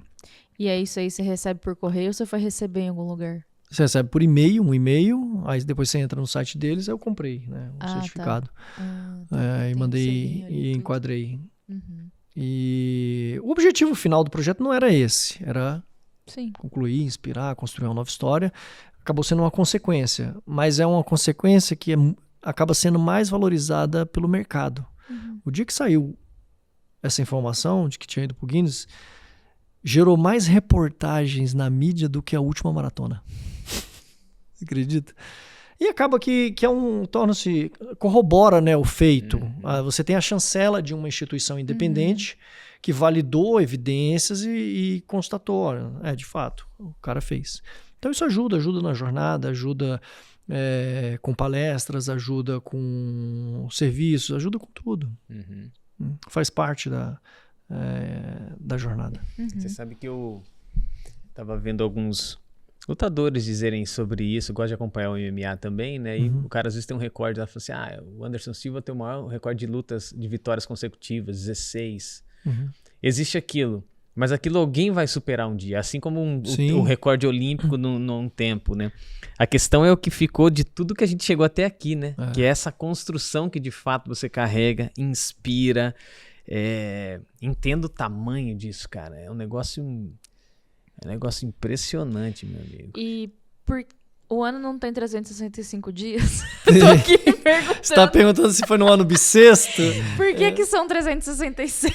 O cara tinha feito 365. Eu falei assim, pô, vou Um fazer, dia a mais, não é fazer mesmo? 366, né? A celebração vai ser no dia 365, num domingo. E foi uma grande festa. Tinha 2.500 pessoas lá em Americana para correr 7, 14, 21 ou 42. Só que aí, puxa, e teve uma festa depois, um churrasco pra turma. Aí eu falei, e segunda-feira como é que vai ser? Será que vai dar certo? O número estava impresso, né? Porque eu corria com os números, uma plaquinha. Número 1, tenho guardado até hoje, todos os números. E aí, como é que o corpo vai reagir no dia 366? E deu tudo certo. E foi o 366 porque quando a pesquisa inicial, descobri que o gringo tinha feito 365. Falei, vou fazer 366. Depois eu continuei pesquisando. Aí eu vi que um espanhol, Ricardo Abad, fez 670. Falei, não, 670 eu não. Tá bom, deixa, né? Eu não vou chegar nisso. Meu objetivo é aqui 1 ano e 1 dia para a construção da jornada. Mas tem muita gente que me questiona, Hugo, por que não 100? Por que 366? Falei, cara, eu já descobri que teve gente que fez 365. Fazer 100 vai contar a mesma história? Não sei. Como é um negócio sobre disciplina, sobre constância, sobre não desistir, vai ter que ser 1 ano inteiro. Vai ter que ser 1 ano inteiro. Tem chance de dar errado? Tem. De acontecer problema? Muita coisa acontece num ano. Eu acho que é isso. O escopo precisa ser 1 ano. Aí foi daí que... E esse inglês que estava correndo, ele completou? Completou. Ele completou. O Gary tem uns 50 e poucos anos. Ele já tinha feito 100 maratonas consecutivas. Aí ele fez 365, ele completou. Foi uma baita de uma festa também lá na Alemanha. Na Inglaterra. Agora ele está correndo 100 novamente. Ele corre para arrecadar fundos para uma instituição de combate ao câncer. O pai dele morreu de câncer. Cada um tem um propósito específico, né? O propósito que eu defini foi gerar, de alguma forma, um legado para inspirar outras pessoas a correrem atrás da sua jornada, né? Mostrar que existem rotas alternativas. Gerar uma contribuição para a ciência. Pode ser que futuramente eu faça algum projeto para arrecadação também. Mas enfim, cada um tem a forma como quer contribuir. Não é? Eu decidi contribuir através do meu tempo, da ciência, de uma outra forma. E esses patrocínios e apoios, isso rendeu recursos para você? Pro livro. Pro livro, isso Sim, aqui foi. Todos eles ajudaram na construção do livro. Então, como o livro foi publicado ele foi lançado num evento de corrida. Então a gente organizou um evento de corrida em Americana para o lançamento do livro. Então convidamos empresas para participarem da impressão do livro. Então eles entraram com patrocínio para o evento de corrida e para a construção do livro, o que permitiu a primeira edição. Mas independente da primeira edição, eu mantenho todas as marcas aí na segunda edição também e nas próximas edições, porque sem eles esse livro não seria possível. Uma curiosidade, se for possível, quanto custou esse projeto?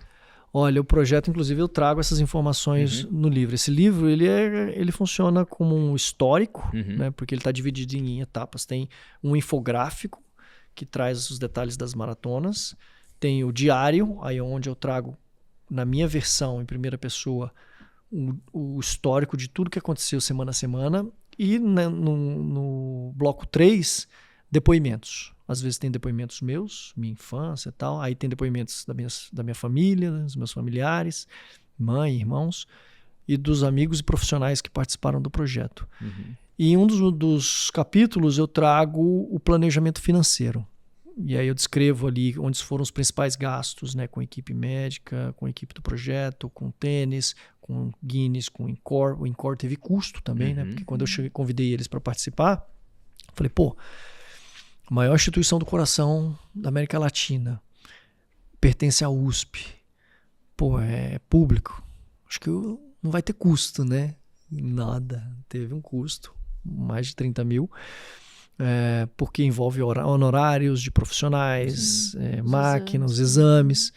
E eu entendi que seria muito difícil conseguir a aprovação do board, da diretoria, porque tratava-se de um atleta amador que tinha corrido uma maratona na vida e que queria correr 366. Quem que aprovaria o orçamento para o projeto, né? Só que aí quando eu vi, eu falei, cara, eu pago, divide aí em 12 parcelas e vamos, porque para mim vai ser importante. Pelos motivos que eu já falei. E aí, então, tem tudo isso, foi em torno de uns 230 mil o projeto. Você estimou quanto naquela planilha lá? Tinha estimado mais, uns quase 500. Então, gastei bem menos. Tive que otimizar, né? Porque aí surgem custos imprevistos, né? Reforma em casa, viagens não previstas, família e tudo. Aí eu decidi enxugar custos do projeto. Tinha a produtora também, então gastava com produção.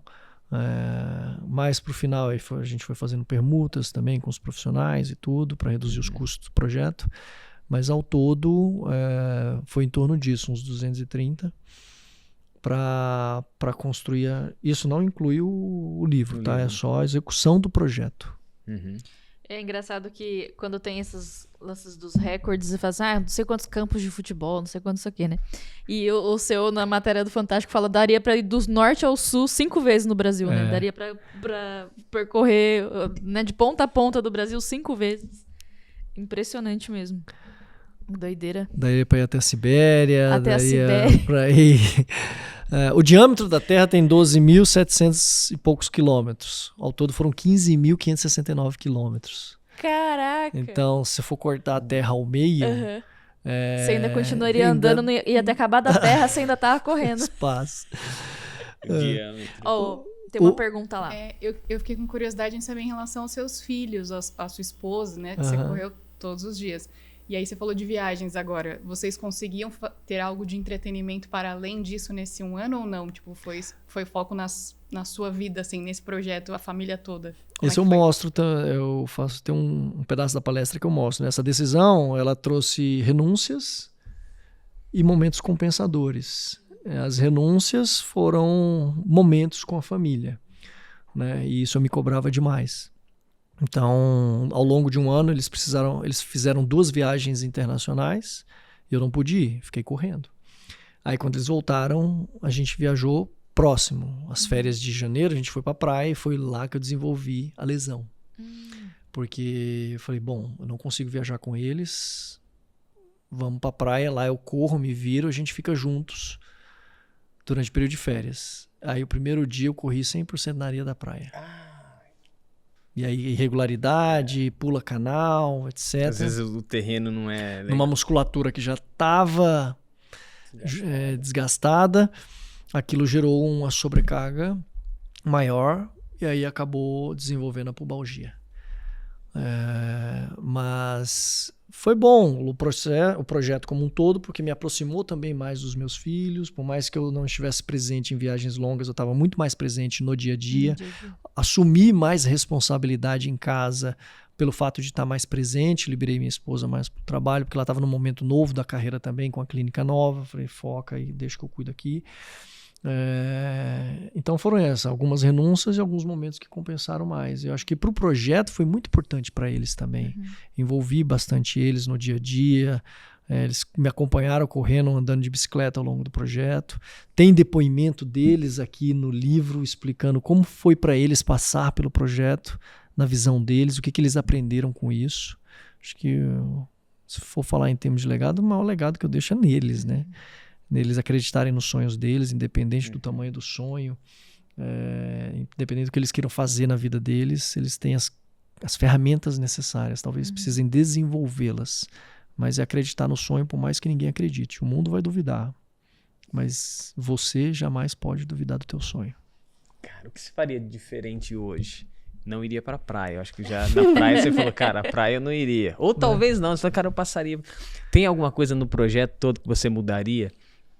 Talvez, certamente eu procuraria estabelecer mais parcerias logo do início, permutas, isso ajuda a reduzir os custos. Eu poderia ter minimizado mais os custos do projeto, estabelecendo parcerias. Mas isso é um negócio complexo e polêmico. A gente, no Brasil hoje, é muito difícil você conseguir patrocínio. Patrocínio para atleta profissional já é difícil, para atleta amador esquece. Mas a permuta ela é bem vista, é mais fácil, porque é uma troca, né?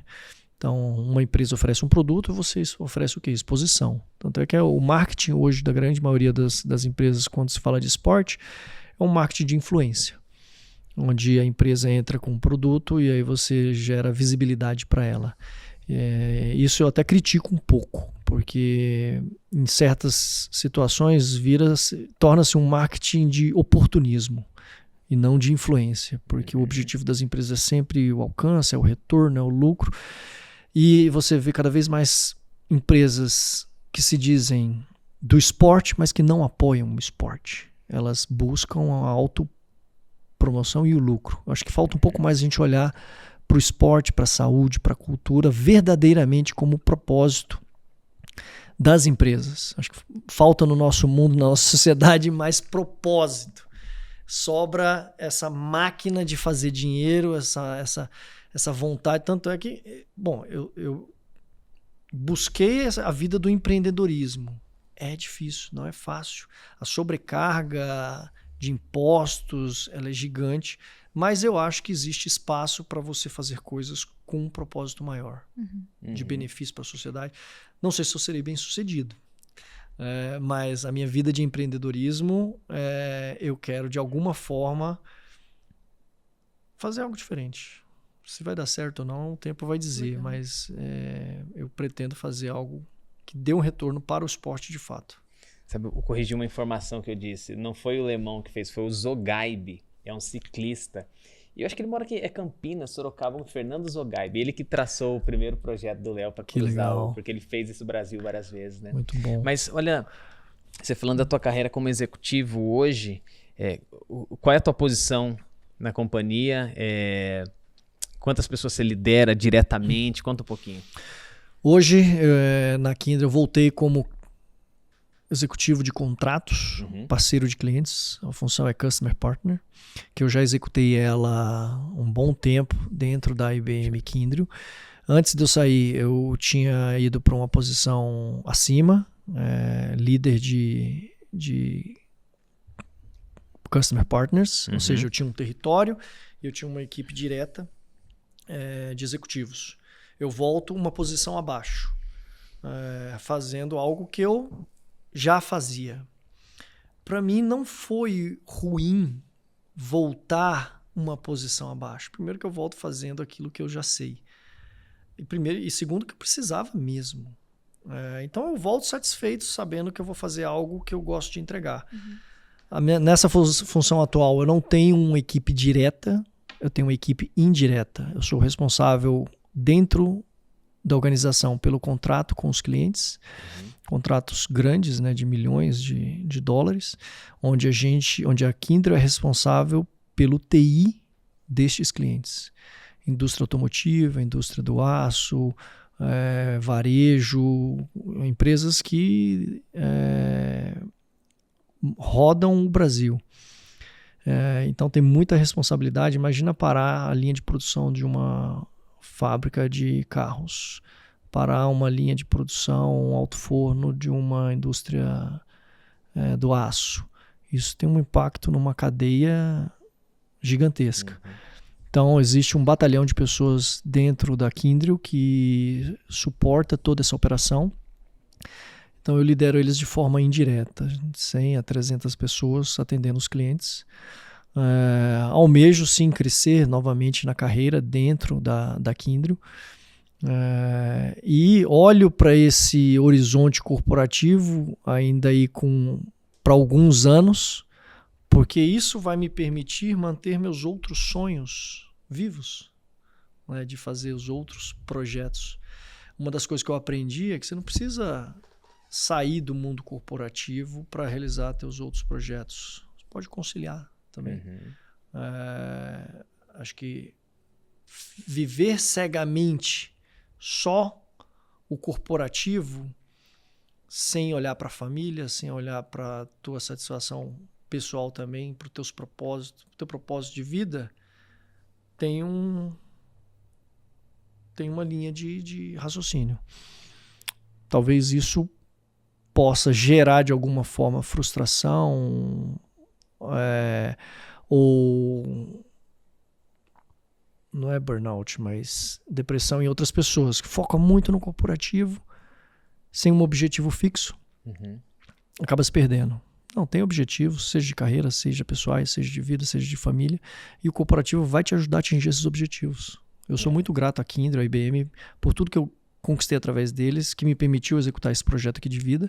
Volto para o mundo corporativo e a Kyndryl vai continuar me ajudando, eu ajudando a Kyndryl a atingir suas metas, seus objetivos, doando o meu tempo, né, através do que eu recebo. E a Kyndryl, de certa forma, também vai me ajudar a atingir meus outros projetos de vida. Que sonho tá inflamado aí, que você tá amadurecendo? O que é que está por vir, se é que você pode dizer? Posso, já é público, tá inclusive no meu site, hugofarias.com.br. Meu próximo projeto é me tornar o primeiro ser humano a correr de forma contínua toda a distância das Américas, do Alasca ao Ushuaia. O que o Léo fez pedalando, eu farei correndo. Cara, que legal. Era um projeto que, pelo desenho original, já era para eu estar executando esse ano. Só que aí é questão do replanejamento, né? Depois que você tem a ideia, você estrutura e ao longo do caminho você precisa fazer ajustes, né? Então o projeto não deu para executar ele esse ano, e também não estava maduro o suficiente. A gente jogou ele lá para frente. 28, Você vai intercalar trabalhando 28, ou vai sair também de novo? 29, até lá eu trabalho no mundo corporativo, dou atenção para minha família, estruturo melhor esse projeto. Não pretendo pedir demissão para fazê-lo. Quem sabe, talvez eu peço uma licença de um ano, realizo o projeto e volto para o mundo corporativo novamente. Eu acho que consigo contribuir no mundo corporativo também. Quantos km você quer? Com toda essa experiência através dos projetos. Quantos km você acha que você dividiria uma média diária, assim? Olha, neste momento o projeto está estruturado para correr 6 dias e descansar 1. Ao longo da semana. Então, uma meta semanal de 500 quilômetros, 580 quilômetros por semana, o que vai dar aí em torno de 75, 80 quilômetros por dia, média. 600 km por semana. Rapaz. Com esse projeto aqui eu corria 300 por semana. Então vai chegar próximo do dobro aí. Para isso, treinamento, né? E intercala caminhada, corrida ao longo do dia. Então vai ter momentos ali de alimentação. Aí para tudo isso vai ter uma equipe montada, né? A parte nutricional vai ser importantíssima. Descanso também vai ser importante. E para esse projeto, o fato de ter jogado ele lá para frente permite um maior planejamento, estruturação. A ideia é gerar um documentário, né? Ter um documentário rodando com o projeto. Então, até lá a gente estrutura e tenta buscar parcerias. E dessa vez alguém vai acreditar, esse cara não tá pra brincadeira, bicho. Ele já fez um negócio maluco e ele pode dobrar a aposta agora.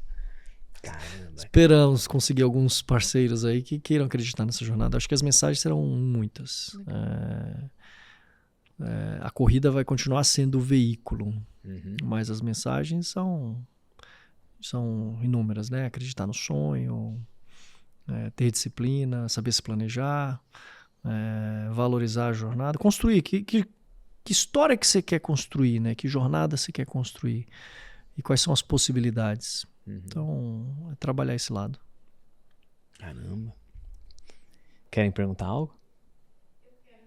Vai lá. O microfone. Alguém que alguma vez soube da sua história, teve contato com a sua história? Você conseguiu ter contato com ele? Diretamente não, mas por intermédio de outras pessoas sim. Eu lembro que eu fui visitar a fábrica da Lupo em Araraquara e um dos donos estava lá, na época a gente conversou, eu comentei da história do Amir, ele falou assim, cara, eu vou encontrar com o Amir essa semana. Aí eu falei, putz, que legal, você leva um livro para ele? Levo. Aí eu dei um livro para ele e outro para ele levar para mim, daí ele tirou uma foto com o Amir Klink, entregando o livro para o Amir Klink. Então, o Amir tem meu livro, mas a gente nunca trocou ideia. Mas é legal, né? Saber que a pessoa que te inspirou Sim, teve contato com a já sua assisti história, a né? palestra dele, foi muito legal. Ele é a minha grande inspiração, né? Como de jornada. Fico feliz. Qualquer dia, com quem certeza sabe. você também está inspirando muita gente, inclusive acho que a gente aqui, nós três. Que bom. É uma história. Fico essa feliz. história reverbera, né? Legal. Obrigado, Débora, pela pergunta. Combateu o bom combate, completou a corrida, guardou a fé. Você sabe que você me fazia pensar sobre isso? Você disse esse momento todo que você tinha desses questionamentos. Não é muito diferente da corrida proposta por Deus, né? Porque de fato o tempo inteiro esses são os loucos são como é que a gente trata o tempo inteiro? Os caras não sabem o que fazem, estão fora do caminho, etc. Então os questionamentos vêm e eles fortalecem, na verdade, né? É como as fissurinhas da musculatura que vão deixando ela mais forte, né, Sim. cara? É isso mesmo. Cara. Não é fácil. É uma jornada desafiadora como qualquer outra na vida, né? Então, independente se você é empreendedor, se você está no mundo corporativo, independente do objetivo que você tenha de carreira, de salário, de vida, cara, trabalha isso, planeja isso. Vai ser fácil? Vai ser extremamente difícil.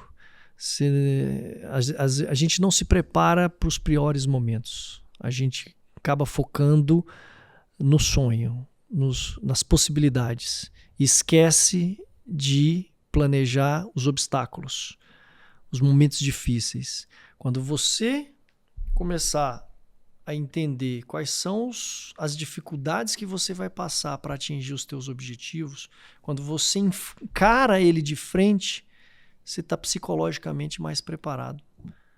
Porque era uma possibilidade de acontecer. Aí, pum, acontece. Beleza, aconteceu. Você fica chateado. Mas você sabe o que ia acontecer. Então você vai lá e resolve. Foca na solução. A aviação faz isso, né? Ela prepara o piloto para uma série de problemas. Assim. Então quando ele chega, o cara... Não tô bravo com aquilo.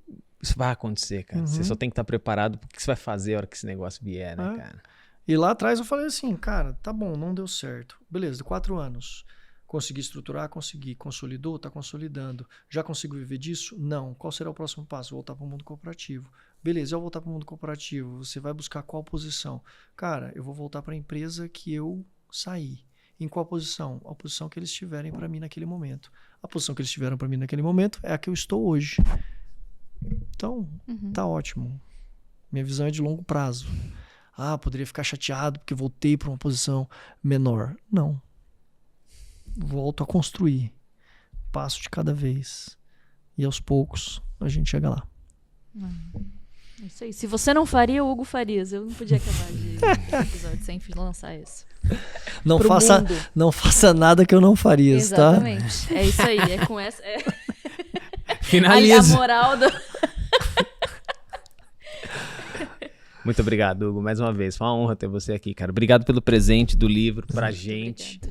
E que muitas pessoas se inspirem em tudo que você disse, cara. Todo mundo tem desafio o tempo inteiro, todo dia. É só a questão de como a gente se porta diante deles. Faz uma diferença enorme, cara. Enorme. Para mim, o prazer foi meu. Obrigado pelo convite. Uma honra estar aqui, poder compartilhar detalhes dessa jornada. Espero que possa inspirar outras pessoas aí, ou o público que acompanha o Quinto Dia Útil. Siga firme na sua jornada, acredita no teu sonho, acredita nos teus objetivos e acorda todo santo dia para fazer o que tem que ser feito. Não negocia contigo, vai lá e faz. É isso. Até o próximo episódio. Tchau.